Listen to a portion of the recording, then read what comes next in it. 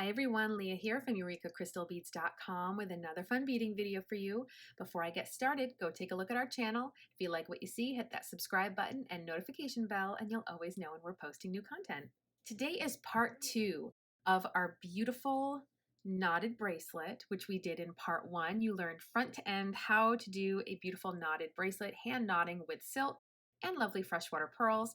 And as promised, part 2 is learning a seed beaded bezel around a 14 by 10 millimeter Krakovski crystal drop stone. And that is going to end up hanging right off here at the clasp, which is going to add an extra bit of sparkle and flair to this bracelet. Let's get started by showing you exactly what we're going to be using. So first of all, I'm going to be using a Delica bead here, and I'm using a lovely bright silver color, which is going to pick up on the silver and the clasp. I have a Miyuki size 15 seed bead. Of course, I have my 14 by 10 millimeter Krakovski crystal pear drop stone. I have some 6-pound fire line. I'm using the color crystal, and I have a size 12 beading needle.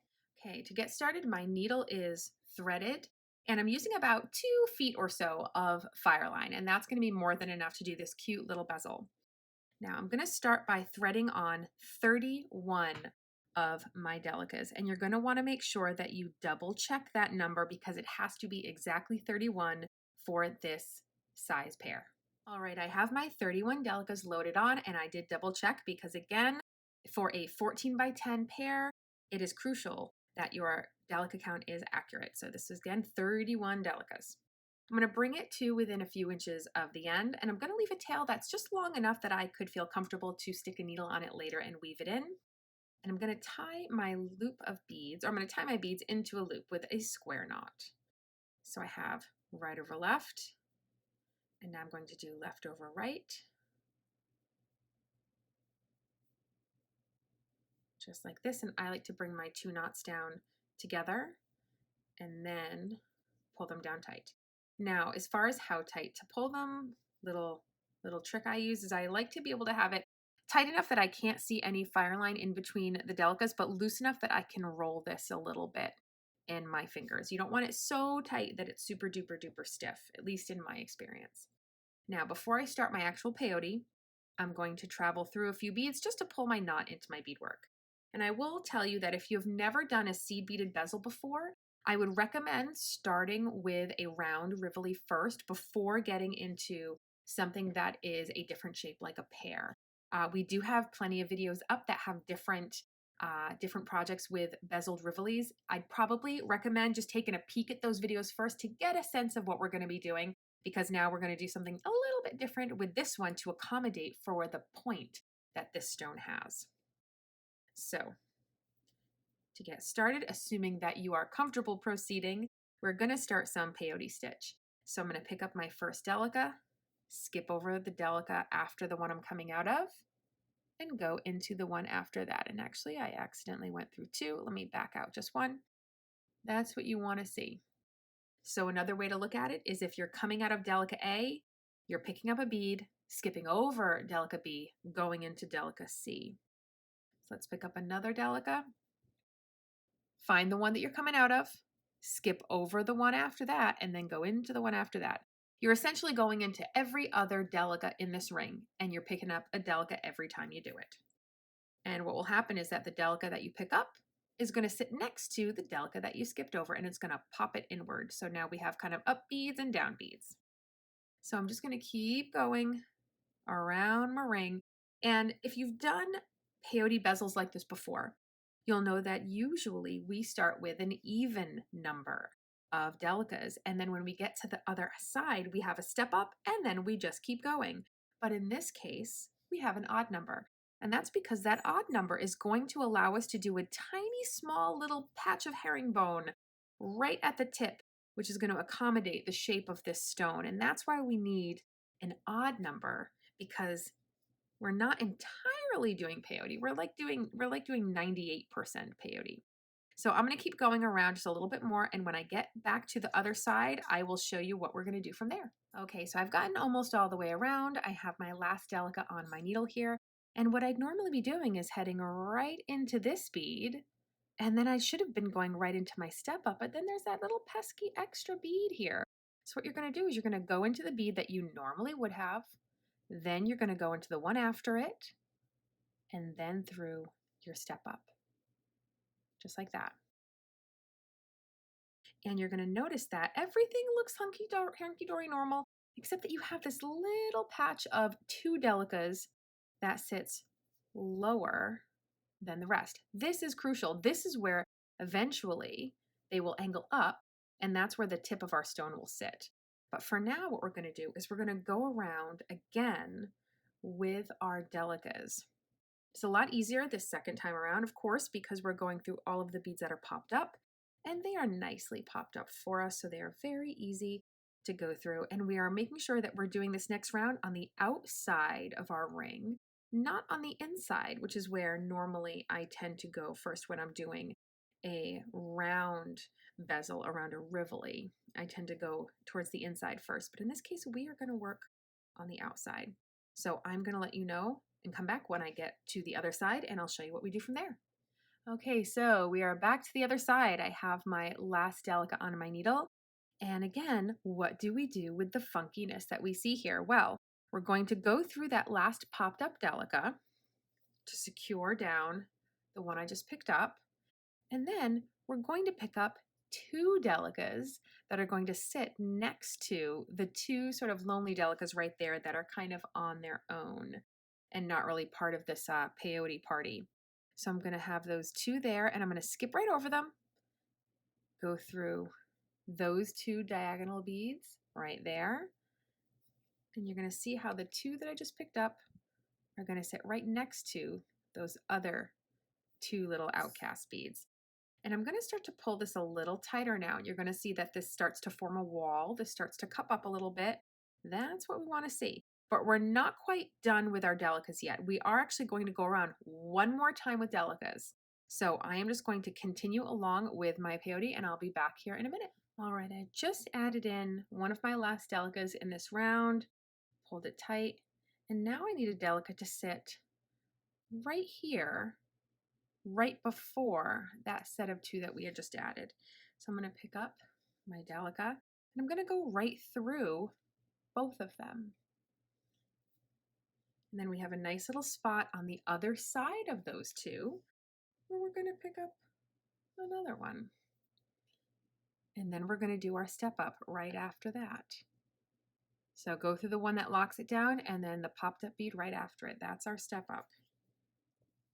Now you can see we have a little bit of a wall going here. Our peyote has cupped upwards, and the only thing that separates it from a regular round bezel is the fact that there's that weird little grouping right here. Here we go, of the 2 and the 2. So what we want to do is we want to go back to this area here. So we have to do a little turnaround. And the easiest way to do that is I'm coming out of this bead. I like to reverse my direction and go through the delica right below it. And then I like to go diagonally up 1,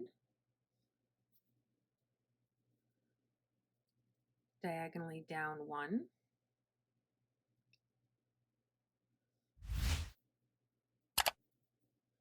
and then go through the first in that top pair.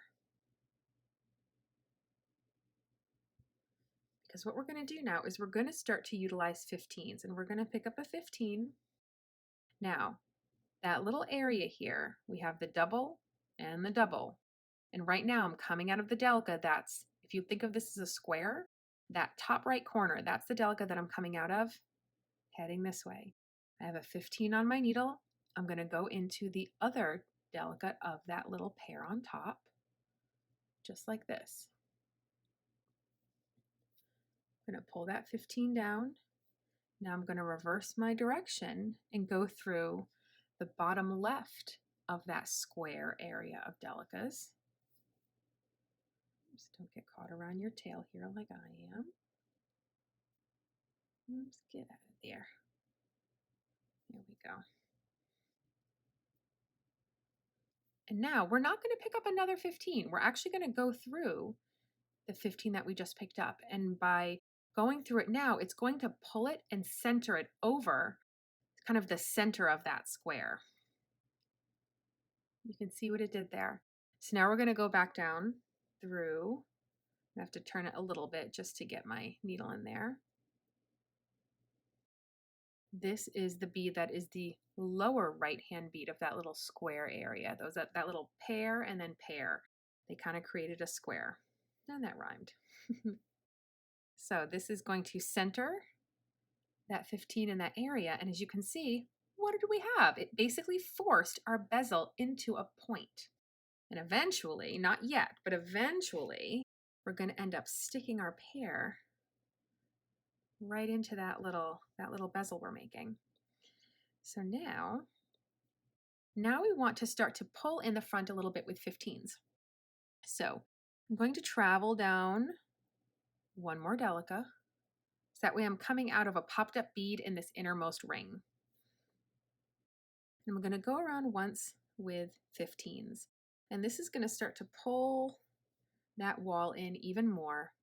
Now, typically, I would be going around twice with 15s if this was a round riffly. But in this case, this side here, this is where we're going to be showcasing the front of the pear. We're going to end up putting it in from the back forward, or the front forward. And I find that if you go around a second time with 15s, it does end up covering up just a little bit too much of the stone.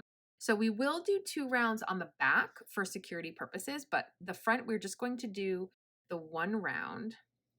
So we're not covering up too much of the pear. So you can see what's happening here. It's pulling in our 15s. We're going to go all the way around to the top, and I'll be back in a minute. All right, now we've made it almost all the way around. We just put in this little 15 right here, and now we have this little empty space right there that needs one last little 15. So if you look at the delica that you are coming up from, you're going to go down the corresponding delica on the other side. So it's a little mirror twin there. I am going to turn this just so it's a little bit easier for me to get into here. So that delica right there. And this is going to get that last 15 right down into that little tip area. Just like that. So now what we want to do is make our way diagonally to the other side. And this is really easily done because all you're going to do is keep following the diagonal of your bezel until you pop out of the last up bead that you can in that diagonal line. And now we're going to do a row of 15s on the back. We're actually going to do 2 rows of 15s, but we're not going to do them right away because we're going to get our stone in here before we would finish 2 rows of 15s. But I do like to start to get some of my 15s into place because it's the 15s that allow us to pull the bezel in. So I like to have some of them done on this first round, maybe about half of them.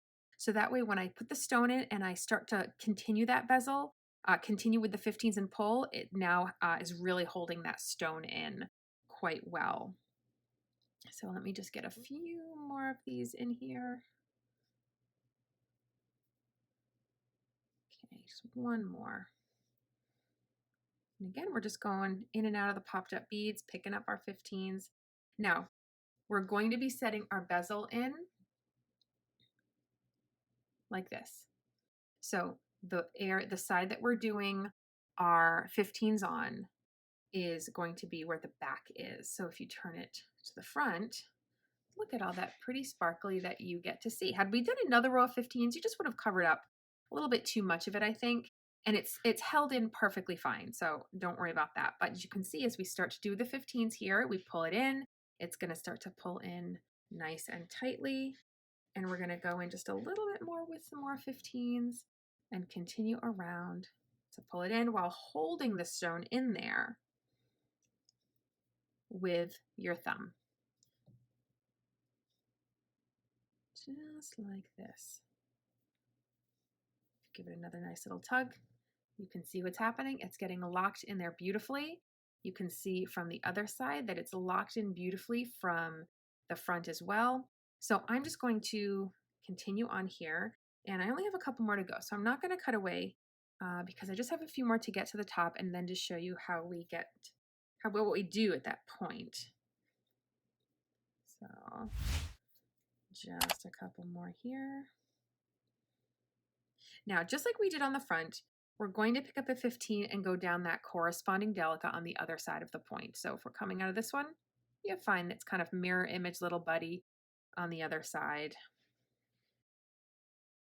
And when you pull it down, it pulls in that tip nicely for you. And again, I do recommend having some familiarity with doing peyote bezels before you attempt something like an odd shape like a pear.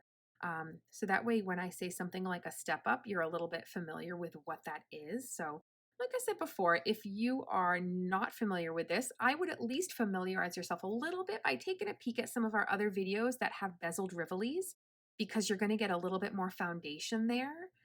That's going to make doing a different shape like a pear that much easier.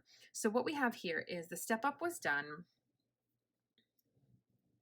And I've now started my second row of my 15s. I'm going to keep going around and then show you how we're going to finish up. Okay, so our bezel is technically finished around our pear here. So if you turn it over on the back, you can see that there's a bit more beading on the back that's holding in our bezel, our rivoli, our pear rather. And I'm sure you can see why I decided to not do a second round of 15s on the front, because you can see it does cover up a lot more of the stone. But on the front of the stone, it is held in there perfectly securely with just the one round of 15s, and you're still allowing enough access for light to really bounce in and out of that pear crystal stone. So now what I did was I just worked my way up diagonally to the very tip. So I'm coming out of that size 15 bead at the top. And what's essentially going to happen is we're going to create a beaded loop that's going to attach to the small loop on the loop side of your toggle clasp. Now, fun little tip, never attach anything bulky like this to the bar side, because it just makes it that much harder to pull the bar through the loop of your clasp, through the loop side of your toggle to secure it closed. So always add any little charms or any extra bulk on this big loop side of your toggle clasp whenever you're going to do something like that. So now that we're coming out of our little 15 at the top here, we are going to do that loop. Now, the order that I picked up the beads is I picked up 2 15s and then 4 15s. And the reason that I'm explaining them separated into those two little chunks is because once I go through the loop of my clasp, I'm going to put on another 4 15s. These 4 15s are supposed to sort of mirror these 4 15s. That's going to be our beaded loop. The reason I have these two down here is that we want our beaded loop to sit oriented the right way. And so we're going to make a loop that's not just a simple beaded loop, because that would actually have our crystal sitting up sideways, which wouldn't really sit nicely on the bracelet. We're going to be using these two here to help orient the loop the opposite direction. So the 4 and the 4 here on either side of passing through the loop of the clasp, they're going to sit together as the loop. And what we're going to do now is go back down through the second 15 that we picked up, just like that.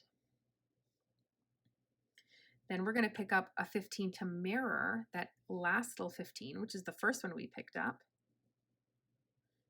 And we're going to go back and loop back through the 15 at the top of our pear. Just make sure you don't get caught on anything as you're pulling down. And I'm going to give you a nice big close-up. So this is what we have. So as you can see, we picked up 2 15s, and the second one is the one where we have the thread crisscross through it. We picked up 4, went through the loop of the clasp, picked up the other 4, went back down through that second 15 we had picked up, which is where they're going to crisscross, and then picked up one new one to sit opposite the very first one, and then just passed through that 15 again at the very tip of our pear. So now this is going to be oriented in the correct way. Had we just done a simple beaded loop, our crystal would have sat like that. And that's really not ideal because even though it might have turned itself correctly while it's sitting on the wrist, it would have done so in a way that would have made it a little stiff. So doing it like this lets us orient the crystal in the correct manner so it sits the way it should. So now what I'm going to do is I'm going to go back up through that whole thread path here to reinforce it, then get back down into my bezel and just get my thread woven out with a couple of half-hitch knots along the way. I'll be back in a minute. Okay, folks, here is our finished bracelet. And again, if you're just joining now in part 2, we did post part 1 where you learned how to knot this beautiful freshwater pearl bracelet and with a lovely, very modern flare take on it with that tiara cast toggle. And in this part, we of course learned that really fun, gorgeous pear bezel using peyote with just a little bit of herringbone around a 14 by 10 Krakovski crystal pear stone. So I hope everyone loved it. This was definitely a lot of fun to do. I think this is a beautiful take on a classic look with modern flair and of course, extra sparkle. So come on over and visit us at EurekaCrystalBeads.com where we have everything that you need to make this little beauty of a bracelet. You're going to get a lot of great techniques out of it. So check out the description below for that special link that shows you all of these special products. See you next time. Bye.